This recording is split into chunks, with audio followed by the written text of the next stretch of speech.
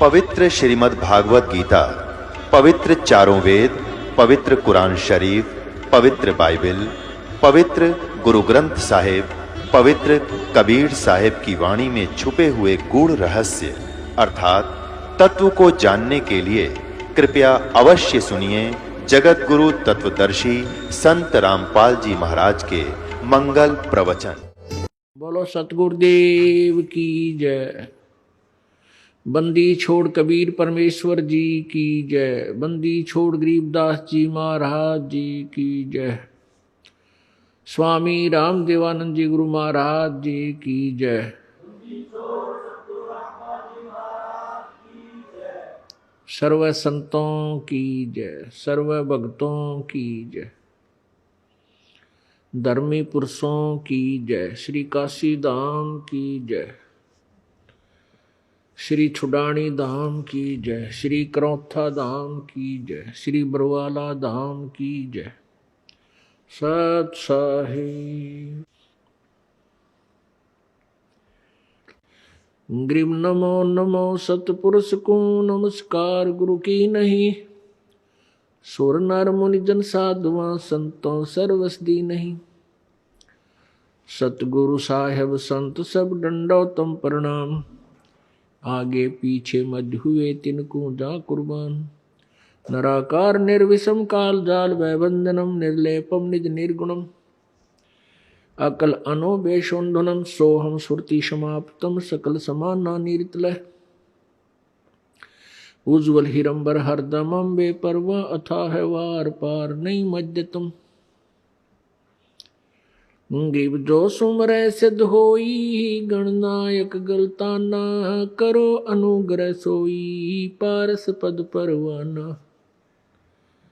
आदि गणेश मनाऊं गणनायक देवन देवा। चरण कमल लो लाऊं आजंत करूं सेवा। परम शक्ति संगीतम रिद्धि सिद्धिदाता सोई। अवगत गुण अतीतम सत्य पुरुष निर्मोही। जगदम्बा जगदीशम मंगल रूप मुरारी। तन मन अर्पुं शीशम भक्ति मुक्ति भंडारी। सुर नर मुनि जन ध्यावे बिरबा विष्णु महेशा। शेष शेष मुख गावे पूजे आदि गणेशा। इंद्र कुबेर सरीखा वरुण धर्म राय ध्यावे। समर्थ जीवन जी का मन इच्छा फल पावे। 33 कोटि आधारा ध्यावे शेष 88। उतरे भव जल पारा कट है यम की फांसी। 33 कोटि आधारा जावे शेष 88। उतरे भव जल पारा कट है यम की फांसी। कर जोरू विनती करूं धरूं चरण पर शीश। गुरु जी राम देवानंद जी महाराज ने दियो नाम बख्शीश। कोटि कोटि सिजदा करूं कोटि कोटि प्रणाम। चरण कमल में राखियो मैं बांदी जाम गुलाम। कुत्ता तेरे दरबार का मोतिया मेरा नाम। गले प्रेम की जेवड़ी जाखे चोभा जाऊं मैं। तो करो तो बावड़ू दूर दूर करो तो जाऊं। जो राखो तो ही रहो जो देवो सो खाऊं।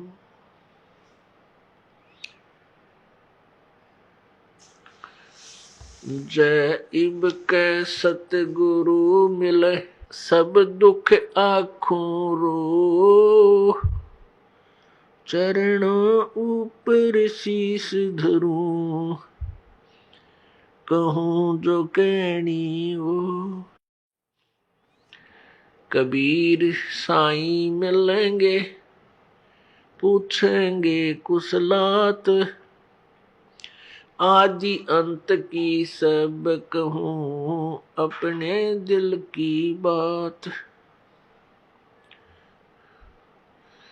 गुरु जी तुम ना भूलियो, चाहे लाख लोग मिल जाहीं, हमसे तुमको बहुत है, तुमसे हमको नहीं।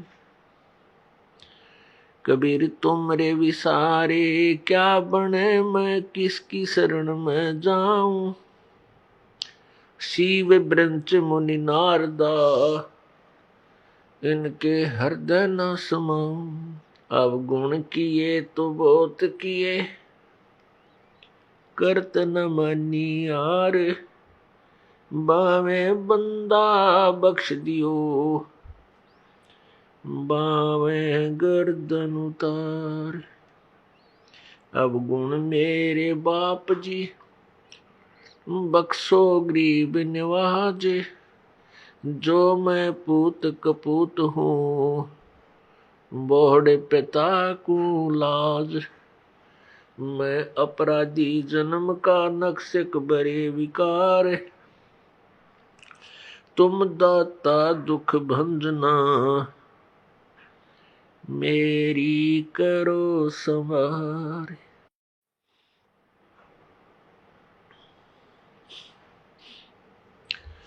राम नाम रटते रहो, राम नाम रटते रहो, जब तक घट में प्राण। कब हो तो दीन दयाल के, बनक पड़ेगी कान। पूर्ण ब्रह्म कृपा निदान, सुन के सो करतार। गरीब दास मुझ दीन की, रखियो बहुत संभार। कबीर दुख में सुमरण सब करे, सुख में करे ना कोई। जे सुख में सुमरण करे, तो दुख काहे को होवे। कबीर सुख में सुमरण किया नहीं, दुख में करते याद। कहें कबीरता दास की, कौन सुने फरियाद।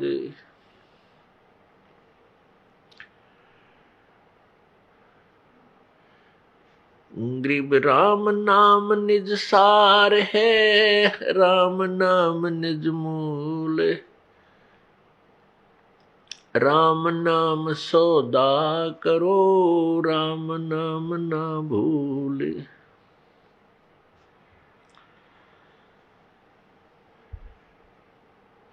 पृथ्वीपति चकवे गए, जिनके चक्र चलंत। रावण सरीखे कौन गिने, ऐसे गए अनंत। सर्व सोने की लंका होती, रावण से रणधीरम। एक पलक में राज बिराजी, वो जम के पड़े जंजीरम। मन तू सुख के सागर बस रे, भाई और न ऐसा यस रे। मन तू सुख के सागर बस रे, भाई और न ऐसा यस रे। दुर्योधन से राजा होते, संग इकोतर भाई। दुर्योधन से राजा होते, संग इकोतर भाई। 11 अक्षौणी संग चले थिया, देही गीद ना खाई। मन तू सुख के सागर बस रे, भाई और न ऐसा यस रे। मन तू सुख के सागर बस रे, भाई और न ऐसा यस रे। उदय अस्त बिच चक्र चले थे, ऐसी जन ठकुराई। उदय अस्त बिच चक्र चले थे, ऐसी जन ठकुराई। कपिल मुनीश्वर कल्प करी, जब खोज न पाया राई। मन तू सुख के सागर बस रे, भाई और न ऐसा यस रे। मन तू सुख के सागर बस रे, भाई और न ऐसा यस रे। 60,000 सगड़ के होते, कपिल मुनीश्वर खाए। 60,000 सगड़ के होते, कपिल मुनीश्वर खाए। एक सुपुत्र उतान पात का, वो परमात्म पद पाए। मन तू सुख के सागर बस रे, भाई और न ऐसा यस रे। मन तू सुख के सागर बस रे, भाई और न ऐसा यस रे। भाई काशीपुरी कबीरा होते, ताही लखोरे बाई। काशीपुरी कबीरा होते, ताही लखोरे बाई। केसों से बन जा रे, जिसके 9 लख बालद आई। मन तू सुख के सागर बस रे, भाई और न ऐसा यस रे। मन तू सुख के सागर बस रे, भाई और न ऐसा यस रे। परमपिता परमात्मा पूर्ण ब्रह्म सर्व सृष्टि रचनहार, कुल मालिक वासुदेव सर्वगतम ब्रह्म, परम अक्षर ब्रह्म, ये वही परमात्मा है जो बनारस में भारतवर्ष की पवित्र धरती पर काशी शहर में सन 1398 संवत 1455 ज्येष्ठ सुदी पूर्णमासी को लहर तारा तालाब में विकसित कमल के फूल पर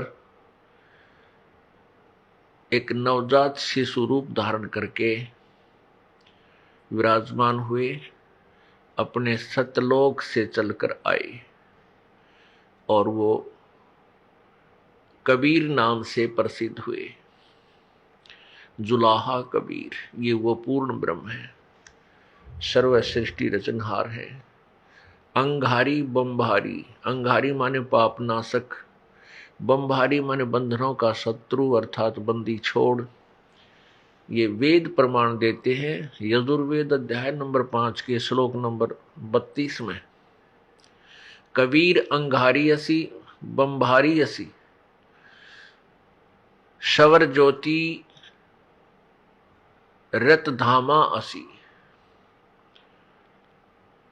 रत धामा सवर ज्योति असी।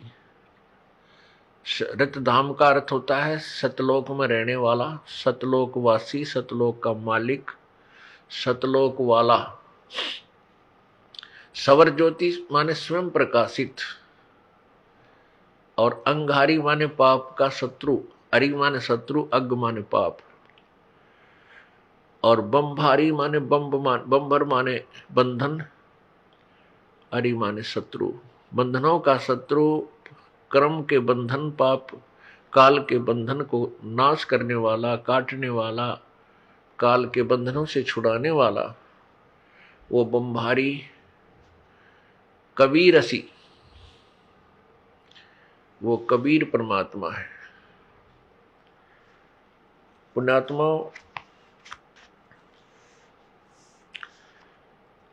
हम कोई भी साधना करते हैं, पूजा करते हैं, उसका उद्देश्य यही होता है कि आत्मा का कल्याण हो।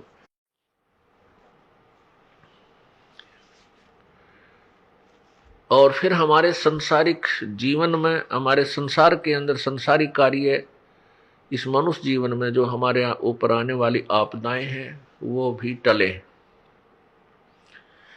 क्योंकि यहाँ आपदाओं पर आपदाएं आएंगी तो हम भक्ति नहीं कर सकते, आत्म कल्याण नहीं करवा सकते। फिर हमने ये सिलेक्ट करना है, ये चुनना पड़ेगा कि वो कौन प्रभु है जो हमारे प्रारब्ध में, किस्मत में लिखे हुए संकटों को समाप्त कर सके, नाश कर सके, अक्षमा कर सके। अब कष्ट संकट किस लिए आते हैं, दुख किस लिए आता है और सुख किस कारण से होता है? सर्वविदित है कि सुख पुण्य से होता है और दुख पाप से होता है। तो पुण्यात्माओं, जो हमारे पूर्व जन्म के किए हुए कष्ट हैं, दुख, किए हुए पाप हैं, उनके कारण हम संकटों से घिर जाते हैं।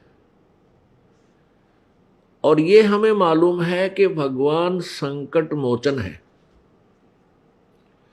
उस संकट मोचन से हम फिर अपने संकटों के निवारण के लिए चेष्टा करते हैं। फिर हमें ये भी पता है कि परमात्मा का मार्ग, हमारे संकटों का मोचन जो है संतों द्वारा ही होता है, ईश्वरीय शक्ति से। इसलिए हम संतों की तलाश में फिर चलते हैं। और कुछ दंत कथाएं सुनी होती हैं, कोई मंदिर जाता है, कहते हैं उस मंदिर में जाने से संकट निवारण होता है। कोई किसी मजार पर जाता है, किसी पीर की मंडी पर जाता है कि वहां जाने से संकट निवारण होते हैं। कोई किसी तालाब, जोहड़ में या दरिया में स्नान करने जाता है कि उसमें स्नान करने से संकट मोचन होता है, कष्ट निवारण होते हैं। इन सभी श्रुतियों से, इन सब सुनी सुनाई बातों से हम अपने संकट के निवारण के लिए प्रयत्नशील रहते हैं। हमें मालूम है कि परमात्मा हमारे दुखों का निवारण करता है। उस उद्देश्य से हम घर से निकलते हैं। जिसको जैसा भी ज्ञान होता है, कोई मंदिर में जाता है, कोई मस्जिद में, कोई गुरुद्वारे में, कोई चर्च में, कोई किसी तीर्थ धाम पर जाता है, कोई किसी तालाब पर स्नानार्थ जाता है, और कोई संतों के पास जाता है। वहां जाने के बाद फिर भी वो सुखी नहीं हो रहा। उसका कारण क्या है? सबसे पहले हमने ये जानना होगा, जिस संत के पास आप जाते हो वो आपको कोई ना कोई जंतर मंत्र, भक्ति साधना का अवश्य बताता है कि आप ऐसे करो, आपका कष्ट निवारण हो जाएगा। तो जो दुखी है, जैसे कोई रोगी वैद्य के पास जाता है, वैद्य उसको जो दवाई देता है, औषधि देता है, वो उसको खाता है और बताए अनुसार सारी परहेज रखता है, और फिर भी उसको आराम नहीं हो रहा तो डॉक्टर ठीक नहीं, वो दवाई सही नहीं लगी तेरी, वो डॉक्टर ठीक नहीं, वो वैद्य ठीक नहीं, उसको ज्ञान नहीं है, आपकी बीमारी से, रोग से परिचित नहीं है। तो क्या करते हैं? फिर दूसरे वैद्य के पास जाते हैं,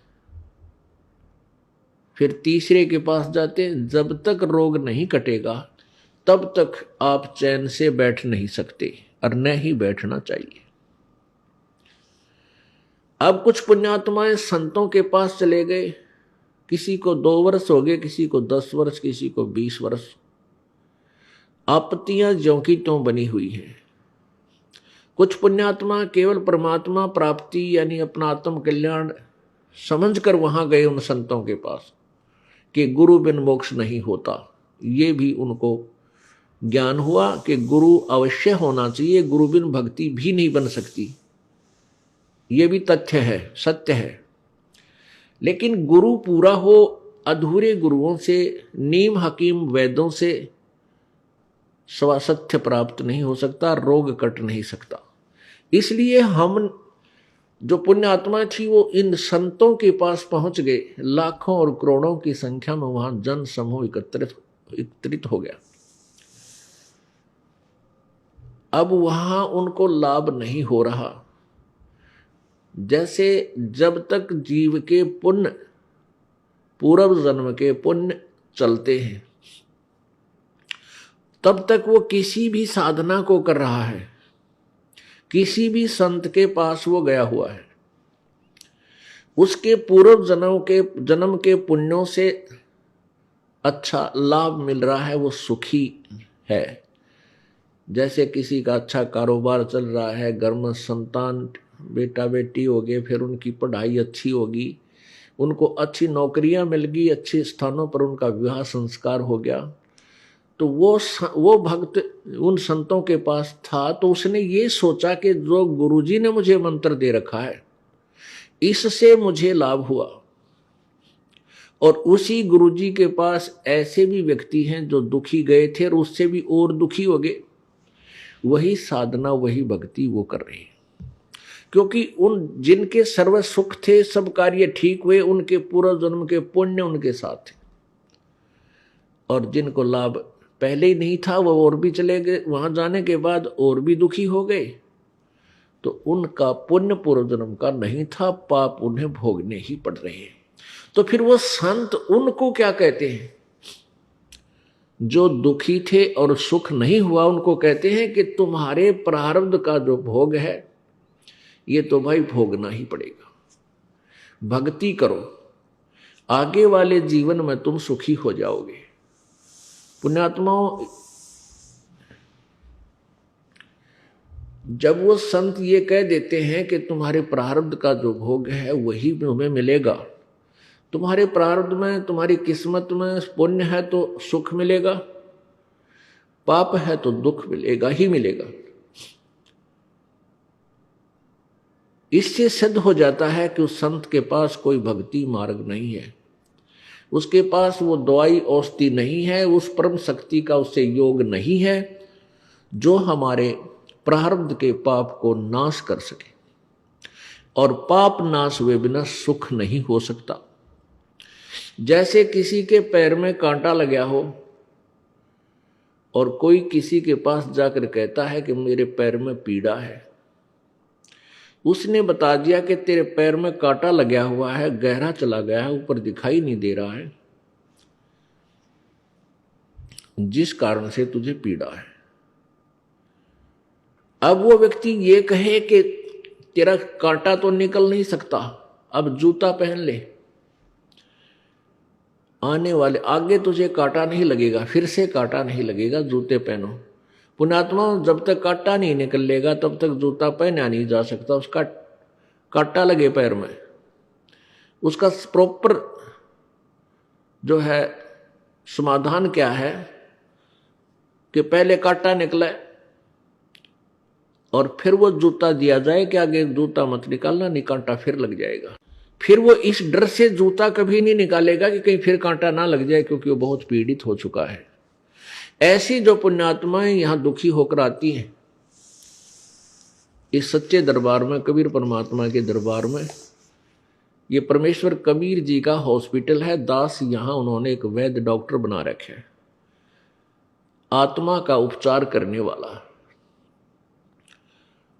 तो पहले आपके प्रारब्ध में जो दुख है वो कष्ट रूपी कांटे को निकाला जाएगा, उस कष्ट रूपी कांटे को निकाल दिया जाएगा। फिर आपकी रुचि बनेगी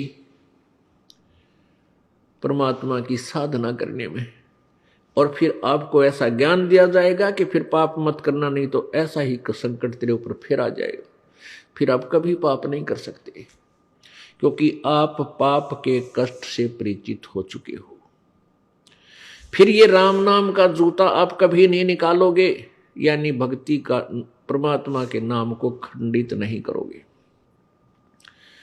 कुछ प्राणी सुखी हैं और वो भी यहाँ आते हैं, उनको केवल आत्म कल्याण का ही उद्देश्य रखते हुए वो यहाँ आते हैं, उनको आत्म कल्याण का ही उद्देश्य होता है, उनको भी उपदेश दिया जाता है।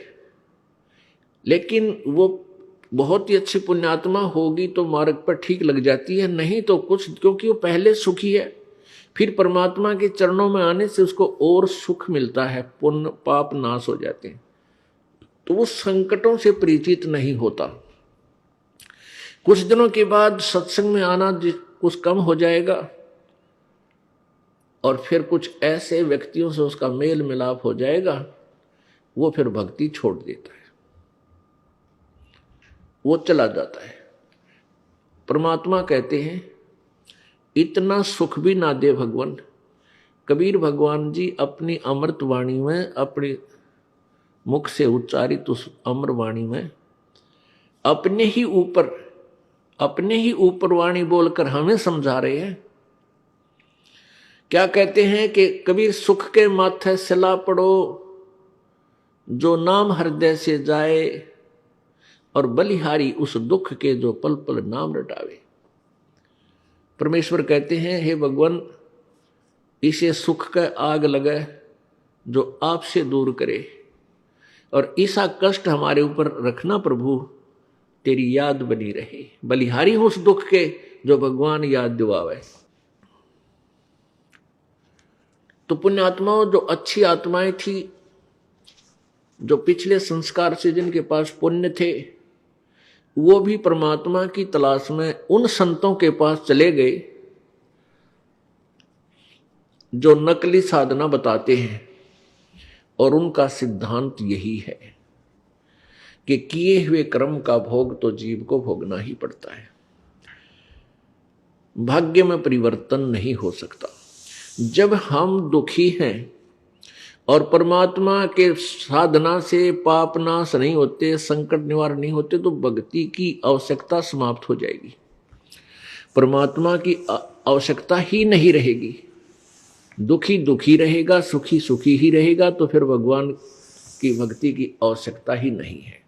इस कारण से उन नकली संतों और मनमुखी अपने सुनी सुनाई दंत कथाओं के आधार पर इन मंदिर मस्जिद गुरुद्वारों और चर्चों मंदिरों मड़ियों में, मजारों पर, तीर्थों पर स्नानार्थ या भक्तियार्थ जाने से लाभ कोई हुआ नहीं, भक्त जन नास्तिक हो गए।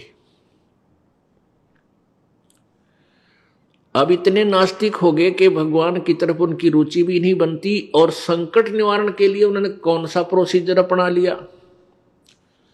धनी बनने के लिए तो चोरी ठगी मिलावट रिश्वत शुरू कर दी,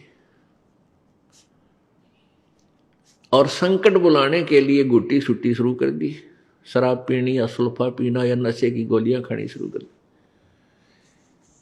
तो उन अपराधी संतों के द्वारा समाज में कितना विष घोल दिया गया। जो परमात्मा से परिचित नहीं और संत पद पर विराजमान है, वो अपराधी प्राणी है, क्योंकि वो मनुष्य जीवन को बर्बाद करवा रहे हैं। मनुष्य जीवन की कोई कीमत नहीं, कोई भी कीमत नहीं, इतना अनमोल है। और जो ऐसे अनमोल धन को व्यर्थ करता है, वो कितना पापी होगा, कितना दोषी होगा, ये तो परमात्मा आगे अकाउंट लेगा, उसका लेखा लेगा, वहां पता चलेगा उस नकली गुरु को।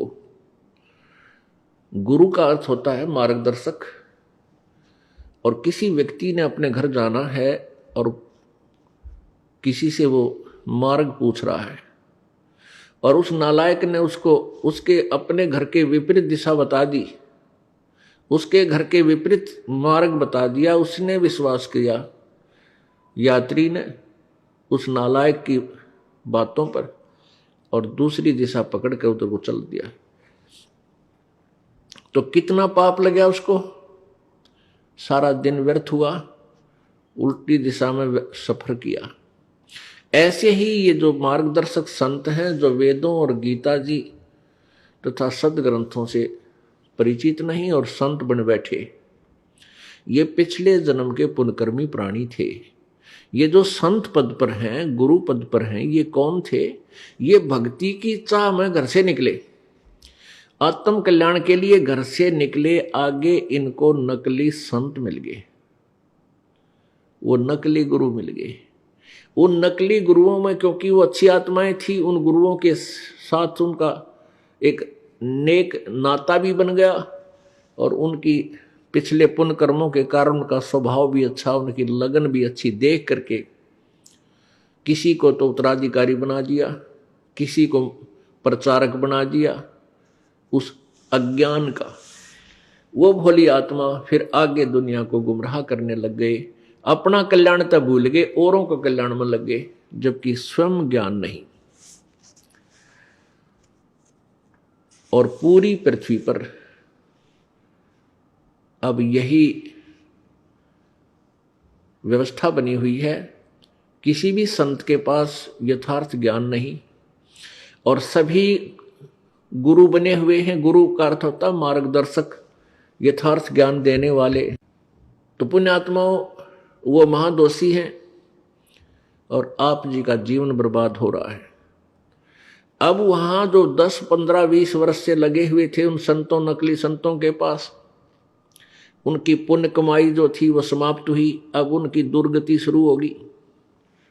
उन पंथों में दुखी हुए प्राणी अब यहां आ रहे हैं, अपनी गाथा बता रहे हैं कि मेरे पास सब सुख था, अच्छा व्यवसाय था, खूब दान करते थे, वहां सेवा भी करते थे, महीने में जाते थे, हफ्ते में जाते थे, और सब कुछ लुट गया। मानसिक परेशानी होगी, घर में भी कष्ट, भूत बोलने लग गए। और तेरा गजब है।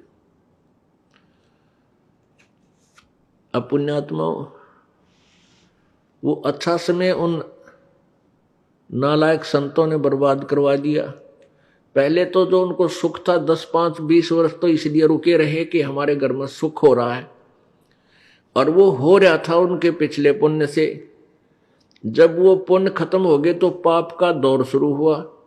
पाप का दौर शुरू हुआ तो उन संतों के पास समाधान नहीं कि वो प्रारब्ध में यानी किस्मत में आए संकट को वो निवारण कर दें। अब फिर वो उनकी थ्योरी, उनका सिद्धांत सुनकर के कर्म तो भोगना ही पड़ता है, इसलिए फिर कुछ दिन वहीं पड़े रहते हैं कि भी यूं कहते हैं कर्म का दंड तो भोगना ही पड़ता है, इसलिए कोई बात नहीं, ये भी भोगेंगे।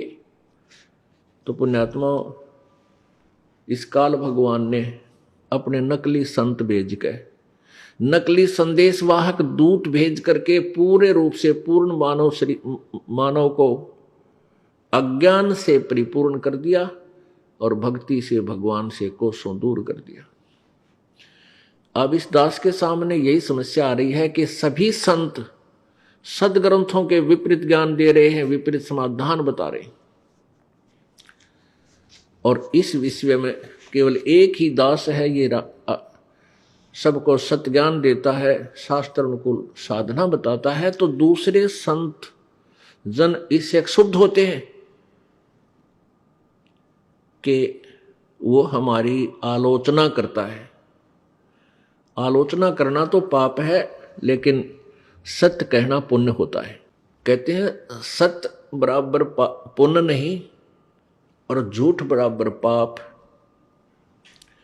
जो सत्य कहते हैं उनको बहुत पुण्य होता है, जो झूठ बोलते हैं, झूठा ज्ञान देते हैं, झूठा मंत्र, रॉन्ग मंत्र देते हैं, उन जैसा पाप नहीं, उनको महापाप है।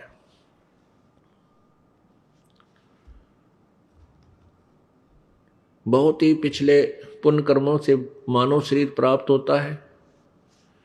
मानुष जन्म पाएकर जो नहीं रटे हरि नाम, और जैसे कुआ जल बिना फिर बनवाया क्या काम। अपुण्यात्माओं, मानुष जन्म पाकर जो परमात्मा की भक्ति नहीं करते, उनके विषय में बताया है कि वो तो ऐसे हैं जैसे जल रहित कूप।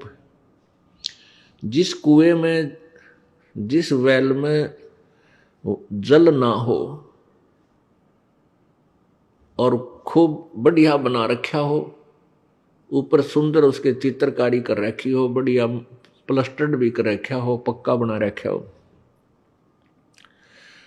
उसका नाम कुआं अवश्य है लेकिन गुण कुएं के नहीं है। ऐसे ही जो मानव शरीर पा करके परमात्मा की भक्ति नहीं कर रहे, वो नाम मानव अवश्य है लेकिन गुण मानव के नहीं है। अब जो भक्ति कर रहे हैं वो ये सोचकर कर रहे हैं कि हम सही भक्ति कर रहे हैं। इसका निर्णय कैसे होगा कि हम भक्ति सही कर रहे हैं गलत कर रहे हैं? अब ये दास कहता है कि सब विश्व में सभी संतों के पास, किसी भी संत के पास यथार्थ भक्ति मार्ग नहीं है। तो ये कह देने से बात नहीं समाप्त होती, ये आपको प्रमाण देने पड़ेंगे कि वो संत ये साधना बताता है, वो संत ये साधना बताते हैं, वो संत ये साधना बताते हैं, उस पंथ में ऐसा मार्गदर्शन है और हमारे सदग्रंथों में ये मार्ग लिखा है।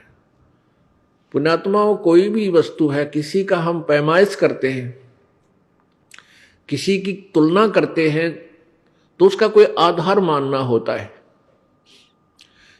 हमने अपने भक्ति मार्ग के इस प्रोसीजर को, इस मेथड को आधार माना है सदग्रंथों को। सदग्रंथों में कौन कौन से हैं? पवित्र चारों वेद और पवित्र पांचवा वेद जो है वो सूक्ष्म वेद, जिसके विषय में गीता जी अध्याय नंबर 4 के श्लोक नंबर 32 में 32 में कहा है। उसमें क्या कहा है कि जैसे गीता जी अध्याय नंबर 4 के श्लोक नंबर 25 से लेकर 31 तक केवल इतना ज्ञान दिया गया है कि कोई ऐसे साधना करता है, कोई तीव्र अहिंसा व्रत रखता है, जैसे मुंह पर पट्टी बांध ली, नंगे पैरों चलना, और कुछ देवताओं की पूजा करते हैं, कोई केवल योग आसन करते हैं, कोई प्राणायाम करते हैं, कोई श्वास उश्वास की क्रियाओं पर ही विश्वास रखते हैं, कोई शब्द आदि से अपनी इंद्रियां हटा देते हैं, इन विकारों से, यानी संयमी बनने से ही अपने आप को मान लेते हैं हम सत साधना कर रहे हैं। यानी ये जो भी साधना जैसी करता है, अपनी साधना को, अपनी क्रियाओं को वो पाप नाशक जानते हैं। यानी उनको ये समझ रहे हैं कि हम जो साधना करेंगे पाप नाशक है, इसलिए तो वो कर रहे हैं ना, तो छोड़ दे उनको। तो चौथे अध्याय के 32वें श्लोक में कहा है कि इसी प्रकार के बहुत विस्तार से और भी भक्ति के साधन उस परमात्मा के सच्चिदानंद घन ब्रह्मणे मुखे यानी सच्चिदानंद घन ब्रह्म के मुखारविंद से उच्चारित उस मुख्य ज्ञान में, अर्थात सूक्ष्म वेद में, 5वें वेद में विस्तार से कहे गए। और उनको कर्म जान, यानी वो करने से ही बनेंगे, कहने से नहीं।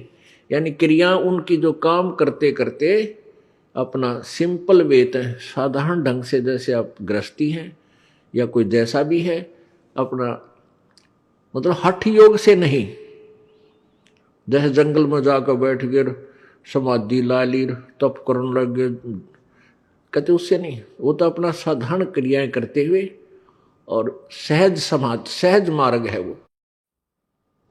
तो यह गीता जी के अनुवादकर्ताओं ने यहां ब्रह्मणे का अर्थ वेद कर दिया और मुख्य का अर्थ वाणी कर दिया।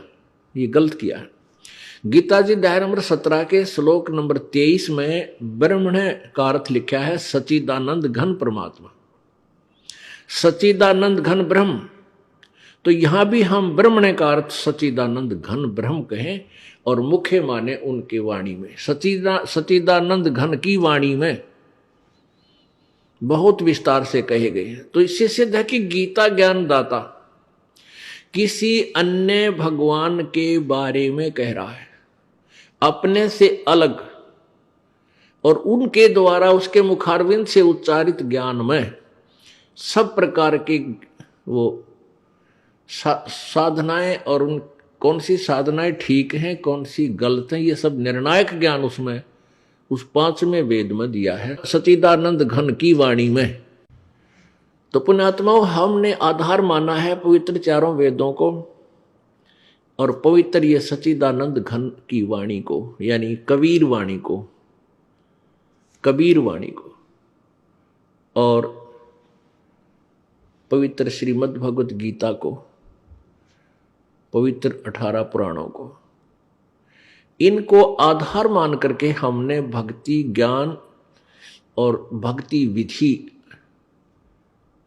आपको बताई, जिसको हम सत्य कहते हैं कि ये सच्ची साधना है। और यही साधना हमारे गुरुदेव ने हमें इस दास को पहले ही दे रखी थी, जब तक हमने वेदों और गीता को देखा भी नहीं था। उन्होंने कहां से दिया था हमें? वो भक्ति मार्ग सच्चिदानंद घन की वाणी मत है, यानी उस परमेश्वर की वाणी, कबीर वाणी से वो ज्ञान, उस आधार से हमें भक्ति दी थी जो आज उसमें विद्यमान है। और उसका समर्थन फिर सभी सदग्रंथों ने किया। तो जो अन्य संत हैं वो कोई भी आधार मानकर नहीं चले हैं। यदि उन्होंने आधार किसी को माना है, जैसे कोई गीता जी को ही श्रेष्ठ शास्त्र मानता है, तो उसने गीता जी अनुसार साधना नहीं बता रखी, गीता जी के विरुद्ध साधना बता रखी। तो जो गीता जी को सत्य मानता है वो है तो अच्छी आत्मा, लेकिन गीता जी हमें क्या मार्गदर्शन करती है, कौन सा मंत्र जाप करने को कहती है, वो मंत्र ना दे करके किसी और ही मंत्र दे रखा है। जैसे पवित्र गीता जी अध्याय नंबर 8 के श्लोक नंबर 13 में गीता ज्ञान दाता कहता है कि मेरा तो एक ओम, एक अक्षर, यह एक मंत्र है। ओम इति एकाक्षरम ब्रह्म व्यवहारन माम अनुसमरण ये प्रयाति तजंदेहम स याति परमाम गतिम। ये तो है संस्कृत इसकी। इसका अनुवाद ये है कि मेरा माम ब्रह्म, मुझ ब्रह्म का केवल एक ओम अक्षर है, उच्चारण करके सुमन करने का, और जो अंतिम श्वास तक यानी शरीर त्यागते समय तक इस ओम का सिमरण करता हुआ जाता है तो सैप याति परमाम गतिम, वो परम गति को प्राप्त होता है मेरे सतर की। क्योंकि गीता ज्ञान दाता ब्रह्म है और ब्रह्म की साधना के विषय में गीता जी बता रही है। गीता जी में और कोई मंत्र जाप करने का नहीं है पूरी गीता में। और ये गीता ज्ञान दाता अपने सतर की साधना बता रहा है कि मेरी साधना करनी है तो ये मंत्र है, नथिंग एल्स। और गीता जी अध्याय नंबर 8 के श्लोक नंबर 1 में अर्जुन ने पूछा कि हे भगवान, आपने गीता अध्याय नंबर 7 के श्लोक नंबर 29 में 29 में जिस तत्ब्रह्म की व्याख्या की है, तत्ब्रह्म के बारे में कहा है कि उस तत्ब्रह्म को और सारे अध्यात्म ज्ञान को और समझने के बाद साधक इस यहाँ की किसी वस्तु की इच्छा नहीं करता, केवल जरा और मरण से छूटने का ही प्रयत्न करता है। तो वो कौन है वो तत्ब्रह्म? गीता जी अध्याय नंबर 8 के श्लोक नंबर 1 में पूछा कि किम तत्ब्रह्म किम अध्यात्म किम अधिभूत पुरुषोत्तम, अधिदेव अध्यात्म किम। तो उसका उत्तर दिया 8वें अध्याय के 3 ही श्लोक में कि वो परम अक्षर ब्रह्म है, यानी वो गीता ज्ञान दाता से कोई और है और वो परम अक्षर ब्रह्म है। एक तो ब्रह्म, एक अक्षर ब्रह्म और एक परम अक्षर ब्रह्म। पुणात्माओं, ये सदग्रंथ संस्कृत में होने के कारण हमारे लिए पाठ हो रहे थे, और संस्कृत पढ़ने वाले चंद व्यक्ति होते थे, वो समझ नहीं सके क्योंकि उनके पास मास्टर की नहीं थी। वह मुख्य चाबी, मुख्य ज्ञान कबीर जी का वो 5वां वेद नहीं था, तत्व ज्ञान उनके पास नहीं था। तो अब वो गीता ज्ञान दाता किसी परम अक्षर ब्रह्म, परम माने श्रेष्ठ, अक्षर माने अविनाशी, ब्रह्म माने भगवान, ब्रह्म का अर्थ परमात्मा होता है। यदि ये और नकली ब्रह्म ना होते तो एक ब्रह्म शब्द काफी था, सफिशिएंट था, पर्याप्त था। लेकिन ये और ब्रह्म है और भगवान है, स्वामी है, मालिक है, प्रभु हैं, इसलिए परम अक्षर ब्रह्म कहा गया। जैसे गीता जी अध्याय नंबर 15 के श्लोक नंबर 1 से लेकर 4 में उसमें बताया गया कि उल्टा लटका संसार रूपी वृक्ष है, जिसके ऊपर न तो पूर्ण परमात्मा है रूपी जड़ समझो, और बाकी तीनों गुण रूपी शाखा, रजगुण ब्रह्मा सतगुण विष्णु तमोसी। प्रथम मंत्र 15 में जाएगा, प्रथम मंत्र में बताया है। और चौथे में फिर कहा कि जब तत्वदर्शी संत मिल जाता है उसके पश्चात उस परम पद परमेश्वर की खोज करनी चाहिए, उस परमेश्वर के परम पद की खोज करनी चाहिए, जहां जाने के बाद जीव लौटकर फिर संसार में कभी नहीं आते, अर्थात पूर्ण मोक्ष प्राप्त करते हैं। गीता ज्ञानदाता अपने बारे में कहता है चौथे अध्याय के 5वें श्लोक में, अर्जुन तेरे और मेरे बहुत जन्म हो चुके हैं, तू नहीं जानता मैं जानता। फिर 9वें श्लोक में कहा है चौथे अध्याय के में कि मेरे जन्म और कर्म अलौकिक है। इससे सिद्ध है कि गीता ज्ञानदाता जन्मता है और मरता भी है, क्योंकि मेरे और तेरे जन्म बहुत ओलिए। गीता अध्याय नंबर 10 के श्लोक नंबर 2 में स्पष्ट किया है गीता ज्ञानदाता ने कि मेरी उत्पत्ति को, मेरे जन्म को ये देवता और ऋषि और ये सिद्ध नहीं जानते, क्योंकि ये मेरे से उत्पन्न हुए। इससे भी सिद्ध होता है कि गीता ज्ञानदाता यानी ब्रह्म का भी जन्म हुआ है। ज्योति निरंजन काल है ये, इसका भी जन्म हुआ, लेकिन इससे उत्पन्न ब्रह्मा विष्णु महेश और अन्य ऋषि देवता ये ब्रह्म के जन्म को नहीं जानते, डेट ऑफ बर्थ को नहीं जानते। अब ब्रह्म का पिता बता सके है कि इसका जन्म कब हुआ। जैसे दादा बच्चे अपने पिता के जन्म को नहीं जान सकते कब हुआ था, दादाजी बता देगा, उसकी डेट ऑफ बर्थ बता देगा किस दिन हुआ था तुम्हारा पिताजी। तो ऐसे पूर्ण परमात्मा कबीर जी ने आके बताया है, वो उनका सबका, हमारा सबका दादा है। इन ब्रह्मा विष्णु महेश का दादा है वो, और काल का पिता है। वैसे तो दूसरी संज्ञा में हम जब जाएंगे आत्म रूप में सतलोक पहुंचेंगे तो सीधे वो हमारे पिता ही है। ये ज्योति निरंजन भी उसी का बेटा है, हम भी उसी के बेटे, लेकिन इसने यहां आकर के हमारा अपना नाता चेंज कर दिया, इसने सारी व्यवस्था बदल ली। तो यहां हम इस दृष्टिकोण से बता रहे हैं कि पूर्ण परमात्मा कबीर जी सत्य पुरुष परम अक्षर ब्रह्म, ये ब्रह्मा विष्णु महेश का दादा है और काल का फादर है। तो कहने का भाव यह है कि गीता ज्ञान दाता अपना मंत्र बता रहा 8वें अध्याय के 13वें श्लोक में, और फिर कह रहा है कि परम अक्षर ब्रह्म उसकी साधना करने से फिर कभी लौटकर 15वें अध्याय के 1 से 4 चौथे श्लोक में कहा कि जब तत्वदर्शी संत तुझे मिल जावे, जिसके विषय में चौथे अध्याय के 34वें श्लोक में कहा गया है। तत्वदर्शी संत की खोज कर, चौथे अध्याय के 34वें श्लोक में कहा है कि तत्वदर्शी संत की खोज करो, और उनसे फिर उस चौथे अध्याय के 32वें श्लोक में जिस परम अक्षर ब्रह्म सच्चिदानंद घन की वाणी यानी उस तत्व ज्ञान के विषय में कहा है कि उसमें विस्तार से ज्ञान दिया हुआ सच्ची भक्ति का, पूर्ण मोक्ष मार्ग का। तो चौथे अध्याय के 34वें श्लोक में गीता जी में कहा कि उस तत्व ज्ञान को जो सच्चिदानंद घन की वाणी में है, उसको किसी तत्वदर्शी संतों के पास जाकर समझ, उनको दंडवत प्रणाम करने से, कपट छोड़ करके प्रसन्न करने से, वह तत्वदर्शी संत तुझे सतमार्ग बतावेंगे। तो यहां 15वें अध्याय के 4थे श्लोक में कहा है कि जब तुझे इस संसार रूपी वृक्ष का पूर्ण ज्ञान हो जा, और वो पूर्ण ज्ञान कौन कराएगा? तत्वदर्शी संत कराएगा। तत्वदर्शी संत की पहचान क्या है? 15वें अध्याय के प्रथम ही श्लोक में गीता जी में कहा है कि जो उल्टे लटके हुए संसार रूपी वृक्ष के सभी पार्ट्स ऑफ द ट्री, यानी सब इस वृक्ष के सभी विभाग बतावे, वो तत्वदर्शी संत है। स वेदवित।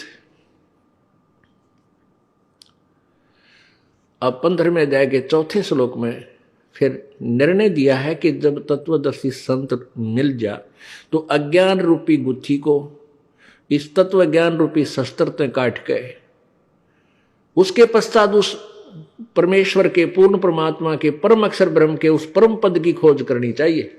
यानी वो साधना उसी बताए अनुसार करनी चाहिए तत्वदर्शी संत के आधार से। फिर जहां जाने के बाद कभी जन्म मृत्यु साधक की नहीं होती। तो वो परमात्मा जिसने सारी ब्रह्मांडों की रचना की है, वो गीता ज्ञानदाता से कोई और के बारे में बताया जा रहा है, और गीता ज्ञानदाता कहता मैं भी उसी की शरण हूं। मैं उसकी शरण हूं। इस प्रकार उसी की साधना करनी चाहिए। गीता जी अध्याय नंबर 18 के श्लोक नंबर 62 में कहा कि अर्जुन तू सर्वभाव से उस परमेश्वर की शरण में जा जिसकी कृपा से तू परम शांति और सनातन परम धाम यानी सदा रहने वाले उस लोक को प्राप्त करेगा। शाश्वतम स्थानम।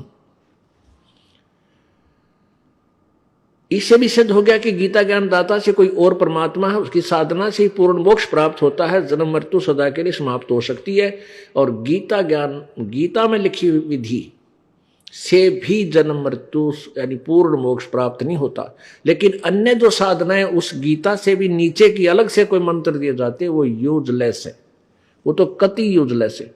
और गीता ज्ञान दाता के अनुसार साधना करने से ब्रह्म ओम की साधना, ओम नाम का जाप करने से ब्रह्म लोक प्राप्त होता है। ब्रह्म लोक में गए प्राणी काफी वर्षों तक, बहुत वर्षों तक स्वर्ग में रह जाते हैं अपना पुण्य के आधार पर, भक्ति की कमाई के आधार से। और वो पुण्य समाप्त होने पर फिर दोबारा ब्रह्म लोक में गए हुए भी प्राणी फिर जन्म मृत्यु में आते हैं। गीता प्रमाण है गीता जी अध्याय नंबर 8 के श्लोक नंबर 16 में। उसमें कहा कि ब्रह्मलोक पर्यंत सभी लोक पुनरावर्ती में है। सभी लोक यानी जो ब्रह्मलोक की साधना करके ब्रह्मलोक में चले गए ओम नाम के जाप से, तो वो भी पुनर् आएंगे, जन्म मृत्यु होगी। और ये लोक नाशवान है, इनका भी पुनर्वर्ती होगी, इनका भी ये भी डिस्ट्रॉय होंगे और फिर दोबारा कंस्ट्रक्शन होती रहेगी। फिर बताया है कि 18वें अध्याय के 62वें श्लोक में कहा है कि उस सर्वभाव से उस परमेश्वर की शरण में जा जिसकी कृपा से तू परम शांति और सनातन परम धाम को प्राप्त होगा। उस स्थान पर चला जाएगा जो कभी नाश में नहीं आता, जिसकी पुनरावृत्ति कभी नहीं होती।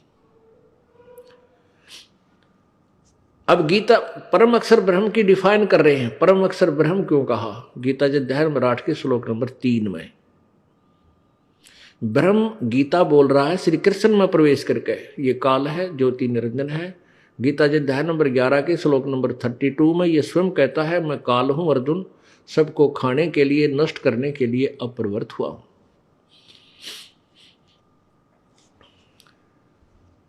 तो ये ब्रह्म कह रहा है कि 8वें अध्याय के 3रे श्लोक में कि जिसके विषय में 7वें अध्याय के 29वें श्लोक में जिस तत्परम उस भगवान उस परमेश्वर के विषय में बताया है वो परम अक्षर ब्रह्म है। 8वें अध्याय के 3रे श्लोक में फिर क्या बताता है कि वो परम अक्षर ब्रह्म क्यों कहा?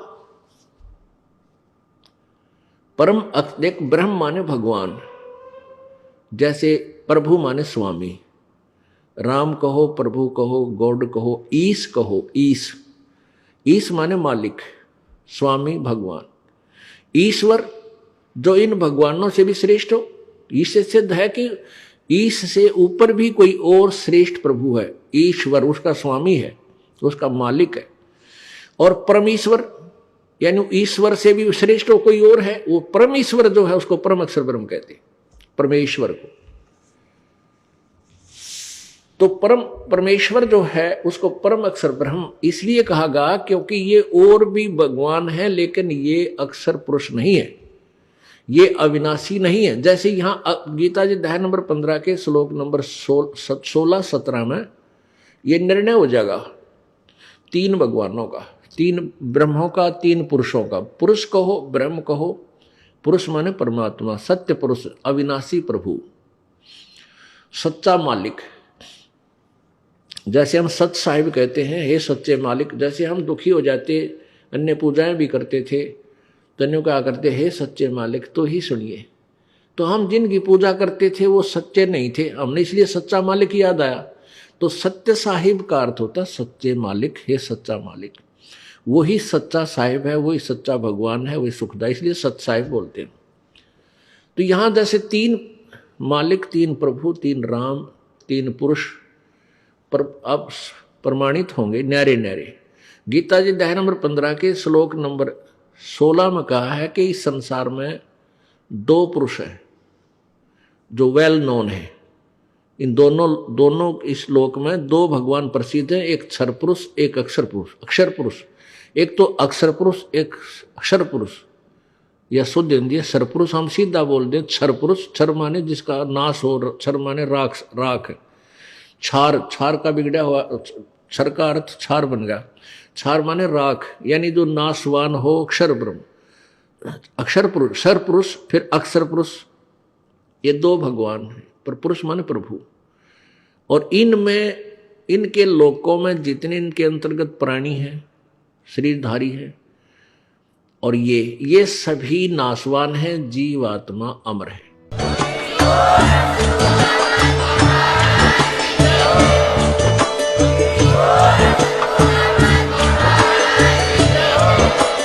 आप सुन रहे थे जगत गुरु तत्वदर्शी संत रामपाल जी महाराज जी के मंगल प्रवचन। अधिक जानकारी के लिए विजिट कीजिए हमारी वेबसाइट www.jagatgururampalji.org। संत रामपाल जी महाराज जी के शुभ आशीर्वाद से पूरे विश्व भर में 500 से भी ज्यादा नाम दीक्षा केंद्र हैं, जिन पर संत रामपाल जी महाराज जी द्वारा ऑनलाइन निशुल्क नाम दीक्षा दी जा रही है। अपने नजदीकी नाम दीक्षा केंद्र का पता करने के लिए संपर्क करें 8222880541।